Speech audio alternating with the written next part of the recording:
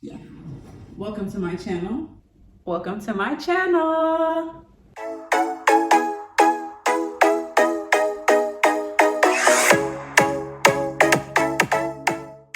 Hi, I am an international student. I study at the University College London, and I'm getting my master's in clinical psychoanalytic developmental psychology. I'm so happy that you guys are here, and I can't wait for us to start this journey. I am 25. I just turned 25 3 weeks ago. Hey, shout out to me.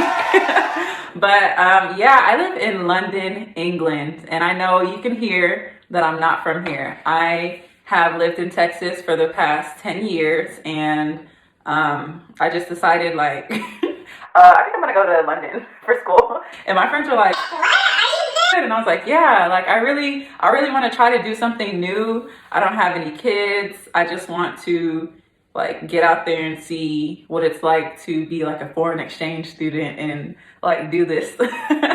And I watched Top Boy. So let's get down to it. Honestly, being an international student during COVID-19 was not something that I planned. I applied for the University College of London in 2020.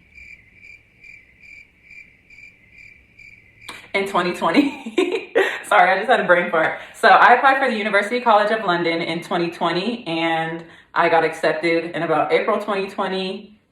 And that's when the pandemic was really starting to like kick off and things started closing. And I'm thinking to myself, oh my goodness, like I just got accepted to be an international student and I'm so excited. But at the same time, this pandemic, like it just spread and it's worldwide now. And what am I gonna do? So I went back and forth a lot over the summer trying to figure out like, is this the best decision for me right now? And I just kept telling myself like, if I don't go now, I'm not gonna go. Like I'm just gonna stay in Texas for the rest of my life. And I finally moved here October 5th, 2020. And I've been here ever since, excluding the holidays like Thanksgiving, Christmas, and New Year's. And honestly, this whole experience has been such a growing experience for me. All right, so let's get down to the visa application process. That started at about, I would say July maybe. I started getting my stuff together. I already had my passport, so that was a plus for me. And I got my offer letter from the university that I'm going to, which is the University College of London. And I got all my paperwork together and I sent it off.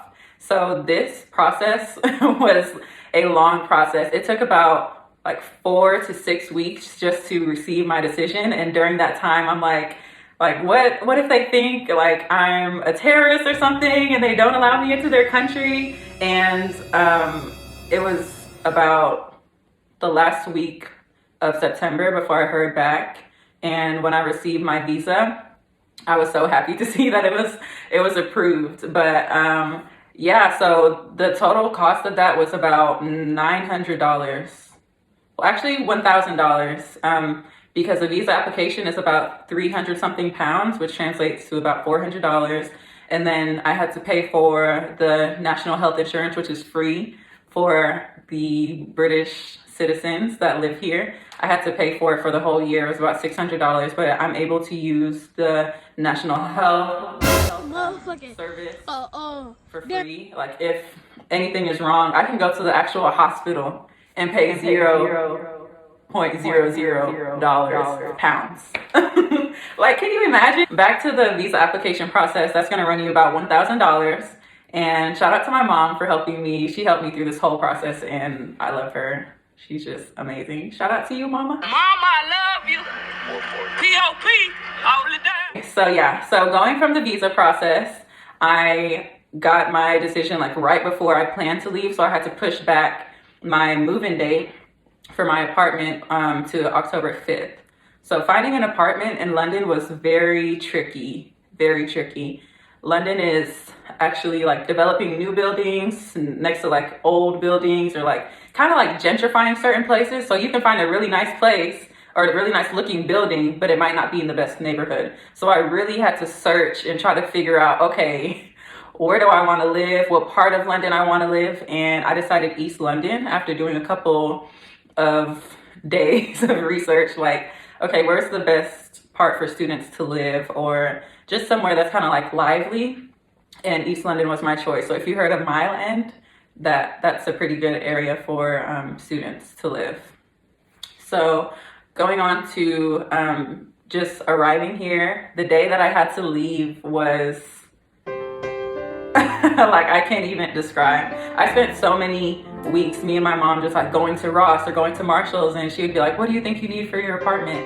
And we would just go and buy like whatever needed, because I knew that, for one, I probably wouldn't know exactly where to go as soon as I get here to just do like a bulk of grocery shopping. And two, that pounds are worth more than dollars. So why not just like get everything that I can here, put it into boxes, and then just like ship it to my apartment? And that's what I did.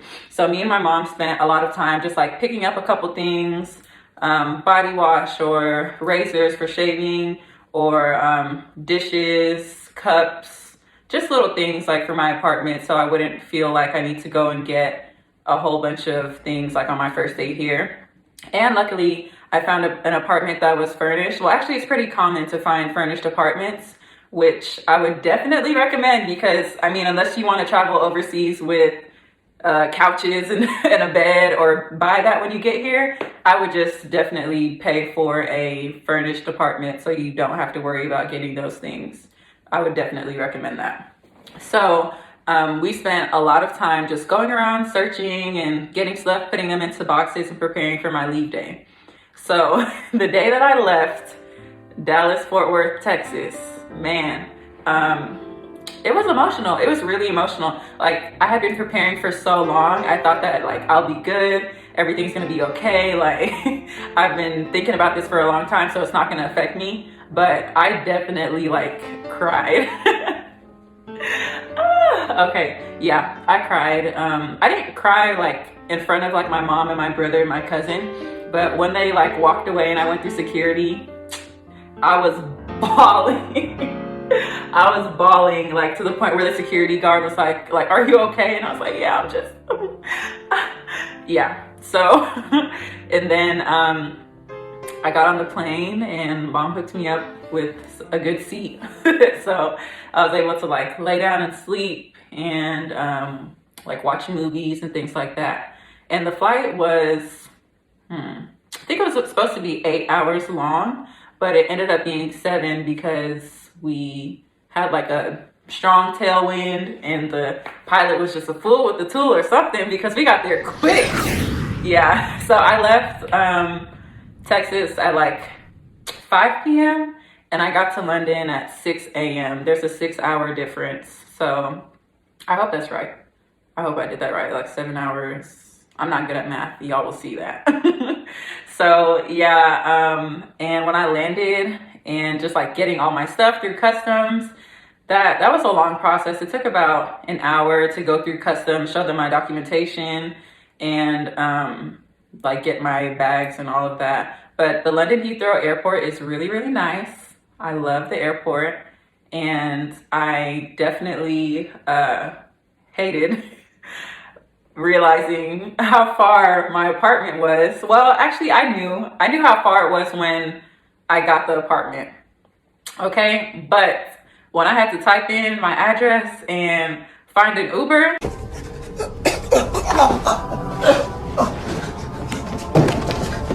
that's when I was like, sis, what did you do?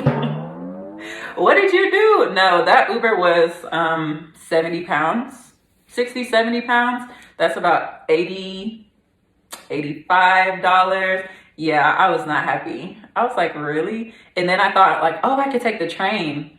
But like, imagine like taking like a huge suitcase and like boxes on the train. You're not gonna make it. Man, I had so much to do, like getting here and just like from unpacking my things.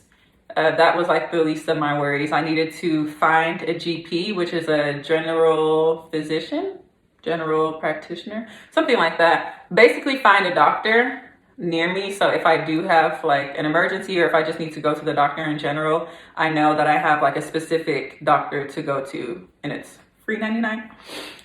Well, technically not free because I paid $600 anyway. So yeah, I had to find that. I started looking for like my nearest grocery store and looking for like my school, how do I get there? And all of those things were just like piling on, and I'm like, okay, I can only do so much a day. So one day I ventured around my neighborhood and I'm like, okay, here's a little corner store, here's this, here's that. Let me figure out like if I do need to just run and get something out the house real quick, at least I know I can go to this little corner store right here. And then I figured, okay, let me take a bus. And Google Maps has been my best friend, but recently I got put onto City Mapper, and City Mapper is way better, but we can talk about that in another video. So yeah, they definitely have like the double-decker buses, and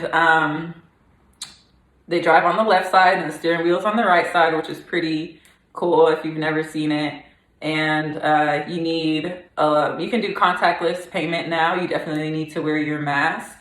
And yeah, it makes it easy to travel. There's a lot of walking, like, whew. I have never walked so much in my life. And I'm not exaggerating. I'm not. I didn't bring my car here because I'm still making payments on my car. So I'm not allowed to take it like overseas, as well as it's just expensive to ship a car over here. So I figured I'll just become like a true Londoner and just walk everywhere, take the train, take the bus, and like, I guess I'm getting used to it now, but it's different. Because in Texas, we had, for instance, like the Dollar Tree was at the entrance of my neighborhood, and I can get to my house in like 2 minutes. Did I ever walk to Dollar Tree? Never. I'm getting in the car and I'm driving to Dollar Tree in 1 minute, 2 minutes tops. Like, I'm not used to walking. So walking everywhere here is crazy, especially when I have to go to the grocery store, which I'm going to make a video about that. And I'm going to put it right here, put the link right here. Y'all go watch that. So yeah, just going to the grocery store, walking there, and then getting there and realizing like, ooh, I have a lot of stuff. And having to like just get an Uber or something back, because there's no way that you can walk all the way back to your house with a whole bunch of groceries. It's not going to happen. Or you can take the bus as well, but Uber has been my friend, and he's been killing, they have been killing my pockets. Okay. You definitely need a UK bank account. I thought that I could just keep my US bank account and do everything from there. But first of all, you're going to get charged every time you like send money. Like if you're paying your rent, Wells Fargo charges me like $35, I think, just to send that money to my apartment complex to pay for my rent. So it just makes more sense to just get a UK bank account and to get things like a cell phone, or well, sorry, I didn't get my cell phone. I just got a SIM card to put into my cell phone. But to get like a monthly SIM card plan, or to get like monthly Wi-Fi or things like that, you definitely need a UK bank account, because they have something called a sort code that's like only for UK bank accounts. And if you don't have a bank account with a sort code, then you're not going to be able to purchase anything. So they can make that direct debit out of your account. So I can also make a video about that if you guys want. Just let me know down in the comments. Yeah, so another thing is, sorry, I lost my train of thought. Where is that? Oh, the job hunt.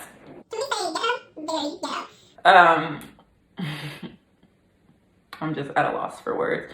So yes, it is a pandemic. We're in a panoramic. I definitely understand. My mom has to remind me all the time, like, that things are hard. Like, they are hard right now. And I found myself like getting jobs, and like, I'm qualified. I know that I'm qualified to do quite a bit of things, especially working with children. That's my passion. That's what I'm trying to do. And I just like, I got a job as like a teaching assistant, and then because of COVID, all the schools closed. So I don't have anybody to assist. Okay, so I don't have a job. And I'm just happy that I can still experience London the little bit that I can, even though I can only like go grocery shopping or go walking in the park. I still find ways to make that a good experience for me. Thank you so much for watching. I can't wait to give you guys more content and for you guys to get to know me better.